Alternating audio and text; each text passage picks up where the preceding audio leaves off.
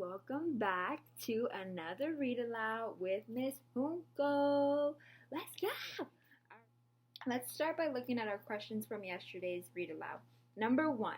Opal's dog is called Winn-Dixie. Tell why Opal decides to give her dog that name. Well, I want you to think about that. Remember yesterday I said that one was a little bit obvious. Now, the store was called Winn-Dixie. Do we understand that that is why she named her dog Winn-Dixie? Yay or nay? Tell me down below. Question 2. What word does Opal use to describe Winn-Dixie when she first sees him? Of these qualities, which one causes Opal to adopt Winn-Dixie despite the way he looks? Now, I want you to remember that I said you might have to go back into the reading to understand some of the questions or to be able to answer them a little bit better. So if you go back with me and we read the line where she says, "It's hard not to immediately fall in love with a dog who has a good sense of humor." So she calls Winn-Dixie humorous. Thinking about that word humor, is that something that can be seen on the outside of somebody's outfit or appearance? The same way that, hey, Miss Junco is wearing a maroon shirt today. Does that necessarily mean that Miss Junco has a good sense of humor? No, not really. Humor is something that can't be seen, right? We remember those character traits are things that are inside of us, things that can't be seen by the eye. But after talking to that person for a moment, you understand their character. So she's saying that Winn-Dixie has a good sense of humor. How? He's a dog, right? Can things that are not people still have character traits? Let me know what you think. All right, now we're going to go ahead and jump right into Chapter 2. Again, the words will be on the screen for you. Follow along with me, and I'll see you at the end of the video. Chapter 2. That summer I found Winn-Dixie was also the summer me and the preacher moved to Naomi, Florida, so he could be the new preacher at the Open Arms Baptist Church of Naomi. My daddy is a good preacher and a nice man, but sometimes it's hard for me to think about him as my daddy, because he spends so much time preaching or thinking about preaching or getting ready to preach. And so, in my mind, I think of him as the preacher. Before I was born, he was a missionary in India, and that is how I got my first name.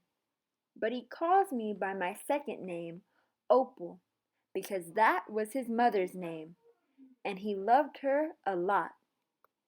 Anyway, while me and Winn-Dixie walked home, I told him how I got my name, and I told him how I had just moved to Naomi. I also told him about the preacher and how he was a good man, even if he was too distracted with sermons and prayers and suffering people to go grocery shopping. But you know what? I told Winn-Dixie. You are a suffering dog, so maybe he will take to you right away. Maybe he'll let me keep you. Winn-Dixie looked up at me and wagged his tail. He was kind of limping, like something was wrong with one of his legs. And I have to admit, he stunk. Bad. He was an ugly dog, but already I loved him with all my heart. When we got to the Friendly Corners trailer park, I told Winn-Dixie that he had to behave right and be quiet, because this was an all-adult trailer park, and the only reason I got to live in it was because the preacher was a preacher and I was a good, quiet kid.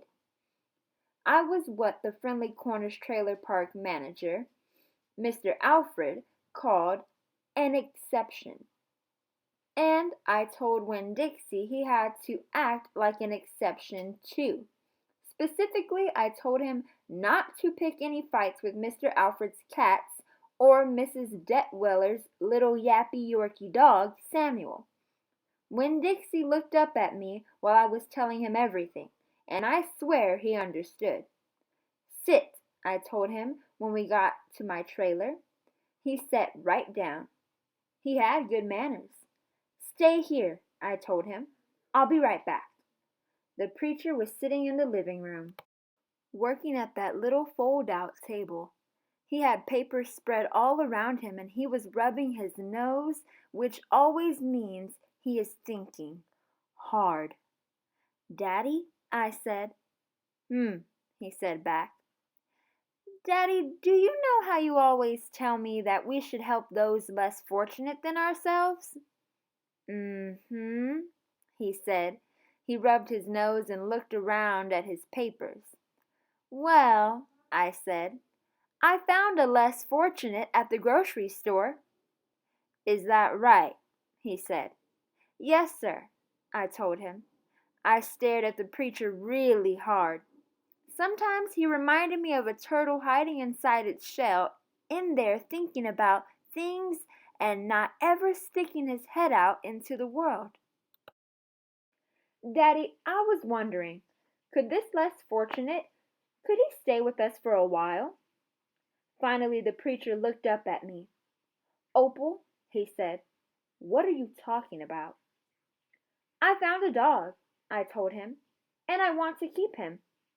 "No dogs," the preacher said. "We've talked about this before. You don't need a dog." "I know it," I said. "I know I don't need a dog, but this dog needs me. Look," I said. I went to the trailer door and I hollered, "Winn-Dixie!" Winn-Dixie's ears shot up in the air and he grinned and sneezed, and then he came limping up the steps and into the trailer and put his head right in the preacher's lap, right on top of a pile of papers.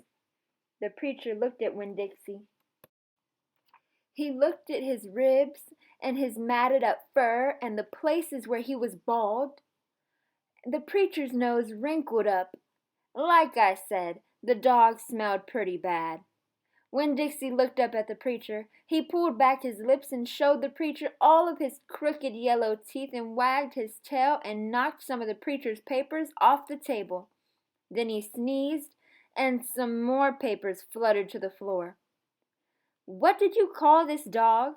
the preacher asked. "Winn-Dixie," I whispered. I was afraid to say anything too loud. I could see that Winn-Dixie was having a good effect on the preacher. He was making him poke his head out of his shell. "Well," said the preacher, "he's a stray if I've ever seen one."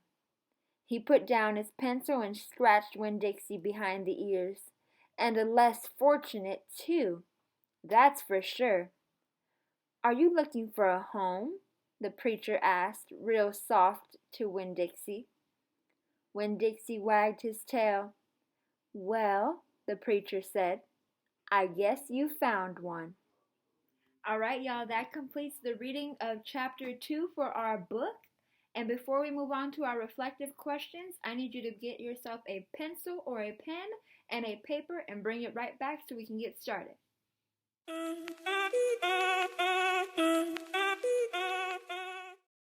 Our first reflective question: how would you describe Opal's relationship with the preacher? I want you to ask yourself, who is the preacher? And then think about their relationship thus far. As a reader, what do I know about their relationship and how could I describe that? Our second question is, why does Opal decide to refer to Winn-Dixie as a less fortunate instead of a dog when she's introducing him to the preacher? Why does she choose to call him a less fortunate? Let me know what you think.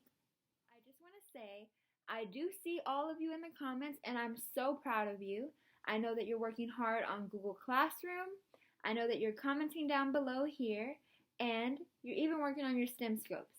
I love you guys. I miss you. I love talking to you in the comments. So today's comment shout out, we're going to do this every video, is Christopher, because he was the first one to comment on the last video. Keep commenting, keep messaging me, keep subscribing and liking our videos so that we know that you're here watching them. And I'll see you guys in tomorrow's video.